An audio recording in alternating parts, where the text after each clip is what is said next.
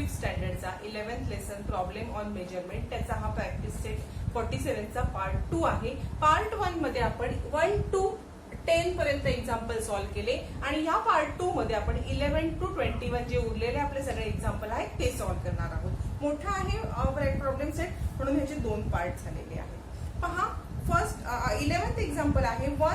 If one gold bangle is made from 12 gram to 50 milligram of gold, म्हणजे सोन्याची एक बांगडी 12 gram आणि 250 gram मिलीग्रॅमनी बनते. How much gold will be needed to make 8 such bangle? अशा 8 बांगड्या बनवण्यासाठी किती सोनं लागणार आहे? पहा, आपण लिहून घेऊया. Gold required to make 1 bangle is equal to 12 gram 250 milligram. Gold required to make 8 bangle is equal to 12 gram 250 milligram multiply by 8. पहा, आपण हे ग्रॅम मिलीग्रॅम तुमचं कन्फ्युजन होत असेल तर मी हे रेड पेनने लिहिते. ग्रॅम मिलीग्रॅम, बरोबर? Gram milligram. आता आपण काय करणार? Multiply by 8.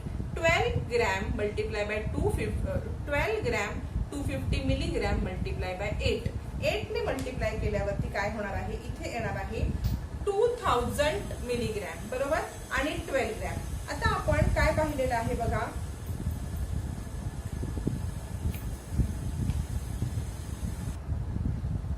पहा, 1 gram is equal to 1000 milligram, म्हणजे हे 2000 मिलीग्रॅम म्हणजेच हे किती होणार आहे? तिकडे 2 ग्रॅम जाणार आहे. 12 प्लस 2 म्हणजे किती येणार आहे? 14 ग्रॅम. नाही, सॉरी, 12 मल्टिप्लाय बाय 8 केला असता 96 आन्सर येईल. 12 मल्टिप्लाय बाय 8 96 आणि हे 96 ग्रॅम प्लस 2000 ग्रॅम मिलीग्रॅमचे ग्रॅम किती होतात? तर 2 ग्रॅम. मग हे 2 ग्रॅम इकडे कन्वर्ट होतील प्लस 2 म्हणजे gold required to make 8 bangle is equal to 98 gram. 98 gram मध्ये 8 बांगड्या होतील. असं हे एक्झाम्पल आहे. आता आपण 12th वर्ड प्रॉब्लेम सोडूया. पहा, 12th क्वेश्चन आहे. How many pouch of 20 gram clothes each can be made from 1 kilogram and 250 kilogram of clove. म्हणजे क्लोव आहे किती? 1 किलो 240 ग्रॅम क्लोव आहे, बरोबर? त्याचे 20-20 ग्रॅमचे पाउच बनवायचे आहे. 1 किलो आणि 240 ग्रॅम 1 kg अँड 240 ग्रॅमचे त्यांना 20-20 ग्रॅमचे पाउच बनवायचे आहेत क्लोथचे. तर असे किती पाउच बनतील असं विचारलंय. आपण काय करणार? Weight of cloth 1 kg 240 gram. या सगळ्याचे आपण ग्रॅम मध्ये कन्वर्ट करून घेतले तर 1 kg is equal to 1000 gram plus 240 is equal to 1240 gram आलेले आहेत, बरोबर? प्रत्येक पाऊचचं वेट किती पाहिजे? Weight of each pouch is equal to 20 ग्रॅमचा एक पाऊच. असे ह्याच्यात किती पाऊच बनतील? त्याच्यासाठी आपण काय करणार? 1240 डिवाइड बाय 20. आपण 1240 ला 20 ने डिवाइड केलं असता 20 किती येईल बघा? 21 ने जर आपण डिवाइड केलं तर पहिले 0 येणार आहे, ते काय बाहेर जाणार नाही. 124 डायरेक्ट घेतलं तर 26 जार 120. 4 उरलेले आहेत 20. 2 जार 40. किती आलेला आहे आन्सर? 62. पाउच किती बनतील? 62. The number of pouch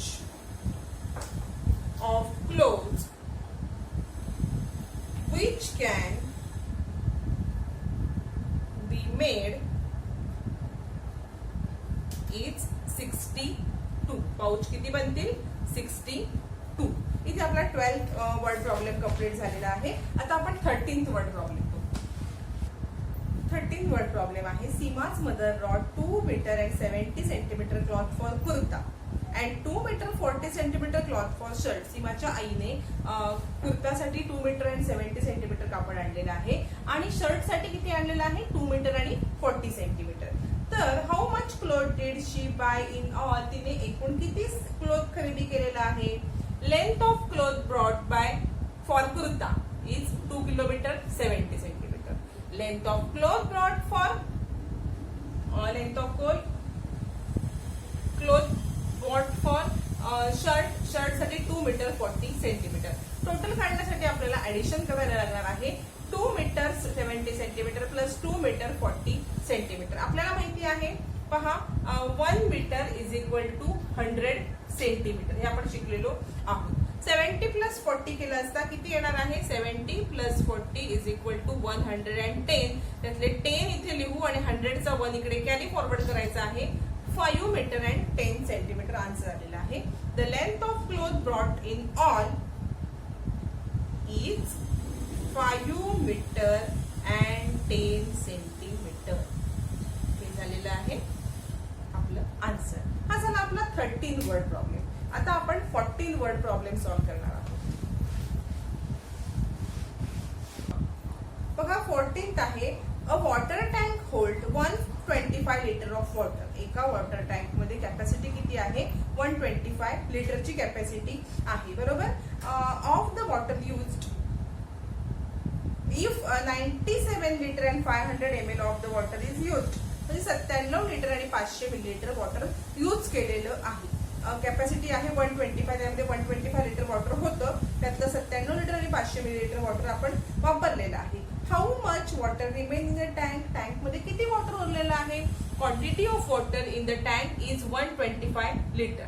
quantity of water used 97 litre 500 millilitre. आपण असं लिहूया लिटर मिलीलिटर मध्ये आणि 125 मायनस 97 अँड 500. आता बघा इकडे 0 आहे म्हणून आपण इकडून एक इकडे बॉरो करायचं आहे. इथे 124. आपल्याला माहिती आहे 1 litre is equal to 1000 millilitre म्हणून इथे 1 लिटर जेव्हा इकडे येईल तेव्हा तो 1000 होईल. 1000 मायनस 500 इज इक्वल टू 500 आणि 125 मधून आपण जेव्हा 97 मायनस करू तेव्हा आन्सर येणार आहे 27. The quantity of water left in tank is 27 litre and 500 millilitre. इथे आपला 14th वर्ड प्रॉब्लेम कंप्लीट झालेला आहे. आता आपण 15th वर्ड प्रॉब्लेम पाहणार आहोत.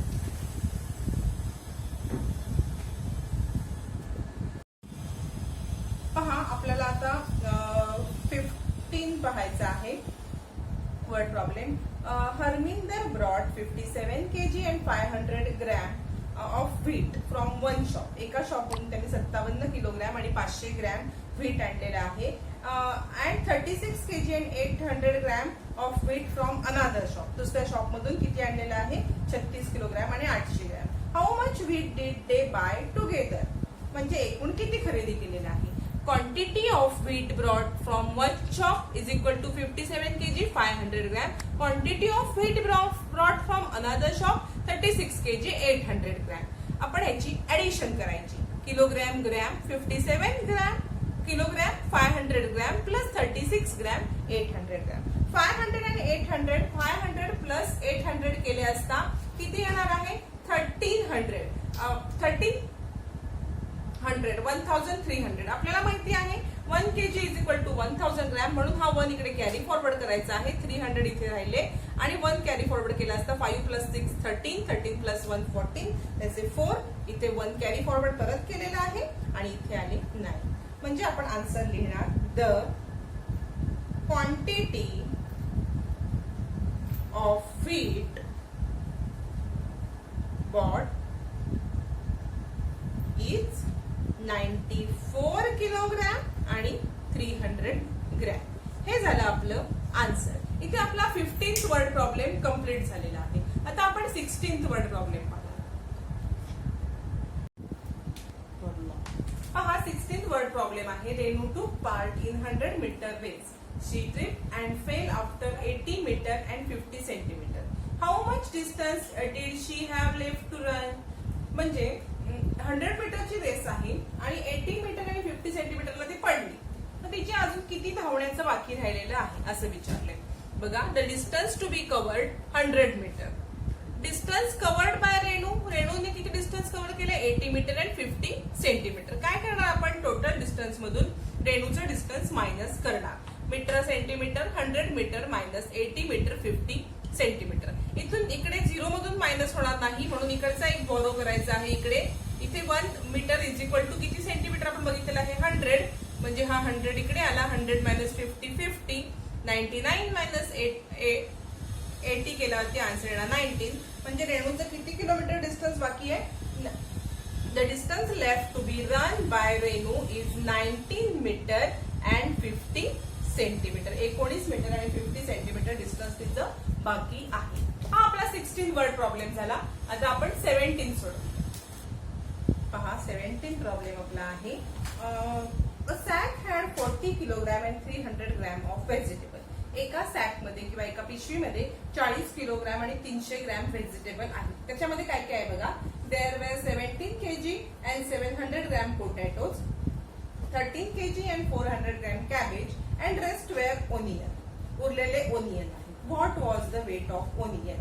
पोटॅटो, कॅबेज आणि ओनियन आहे सॅक मध्ये. टोटल वेट दिलंय. पोटॅटोचं वेट दिलंय, कॅबेजचं वेट दिलंय, ओनियनचं काढायचं आहे. सगळ्यात पहिले तुम्ही काय करणार, पोटॅटो आणि कॅबेजचं वेट एकत्र करणार आणि मग टोटल वेट मधून ते वेट मायनस करायचं आहे. सगळ्यात पहिलं आपण काय करायचं, weight of potato in a sack 17 kg 700 gram.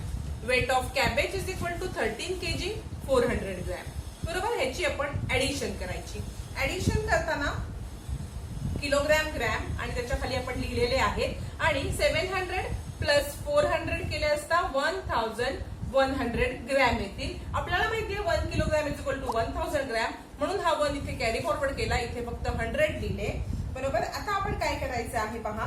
17 plus 7 plus 3 10 plus हा 1 केल्यावरती 11, 1 इकडे 1 परत carry forward 31 kilogram and 100 gram. हे कसलं वेट आलं, पोटॅटो आणि कॅबेजचं एकूण वेट आलं. आता आपण काय करायचं आहे, total weight of vegetable in sack is equal to 40 kg 300 gram. पूर्ण वेट किती आहे त्या भाजीच्या पिशवीचं 40 किलोग्रॅम आणि 300 ग्रॅम. बरोबर. मग आता आपण ओनियनचं वेट काढण्यासाठी काय करणार, पूर्ण वेट ह्या सॅकचं मायनस पोटॅटो आणि कॅबेजचं ऍडिशन जी आपण केलेली आहे ते ह्याच्यातून मायनस करायची आहे. म्हणजे आता काय केले बघा, इथे total weight of onion is equal to 400 kg 300 gram minus 31 kg 100 gram. आपण इथे केजी ग्रॅम लिहून घेतलं. टोटल वेट ऑफ सॅक आहे हे लिहिलं तरी चालेल. Total weight of sack minus potato आणि कॅबेजचं वेट केलेलं आहे. 300 minus 200 100 is equal to 200. 41 minus 31 is equal to 9. मग the weight of onion in sack is equal to 9 kg 200 gram. Sack मधल्या ओनियनचं वेट किती आलेलं आहे, 9 किलो 200 ग्रॅम. इथे आपला 17 वर्ड प्रॉब्लेम कंप्लीट झालेला आहे. आता आपण 18 वर्ड प्रॉब्लेम बघूया.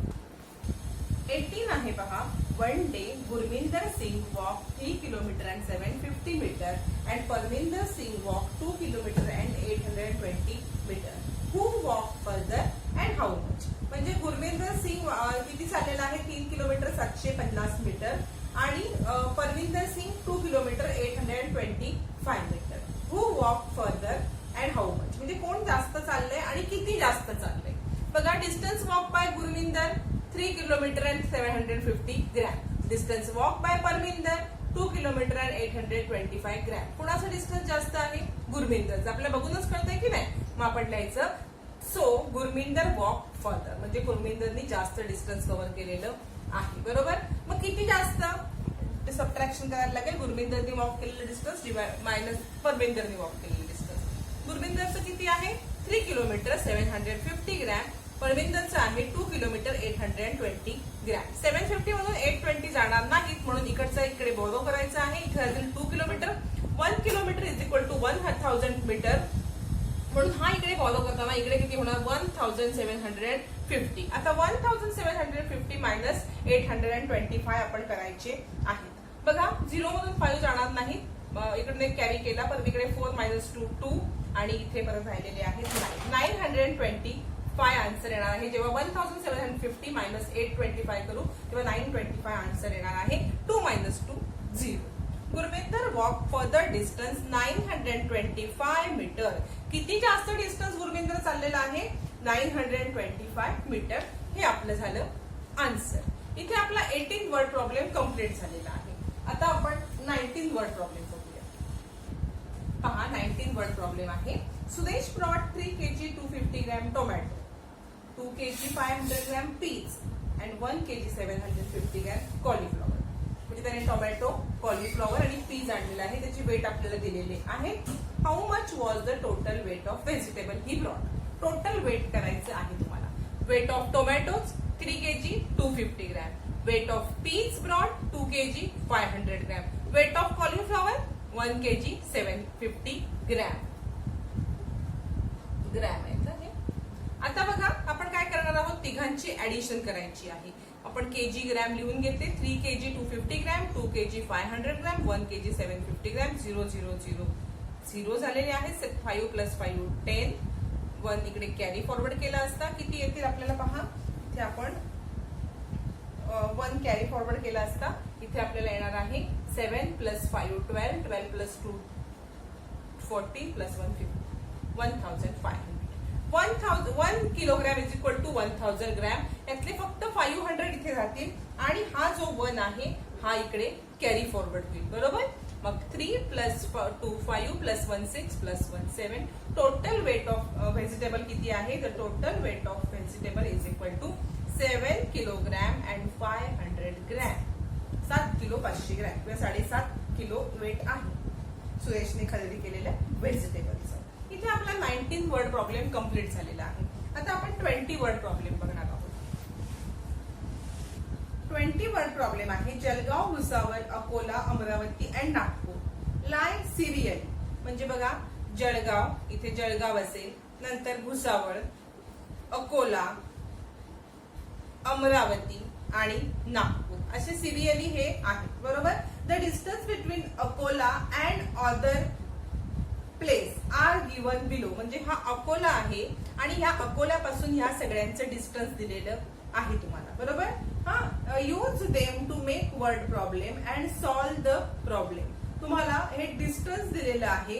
बरोबर. आणि डिस्टन्स मधून हे डिस्टन्स ज्याच्यावर तुम्हाला प्रॉब्लेम तयार करायचे आहे.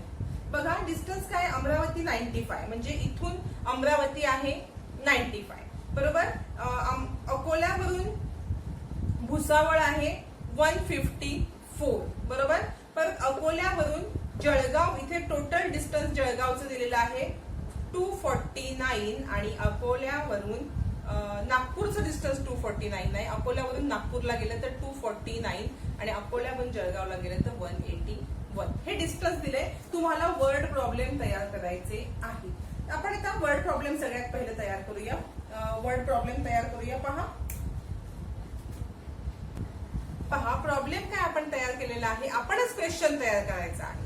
बघा the distance of Jalgaon from Akola is 181. जळगावचं डिस्टन्स अकोल्यापासून 181 किलोमीटर आहे. The distance of Nagpur from Akola is 249. म्हणजे नागपूरचं अकोल्यापासून डिस्टन्स 249 किलोमीटर आहे.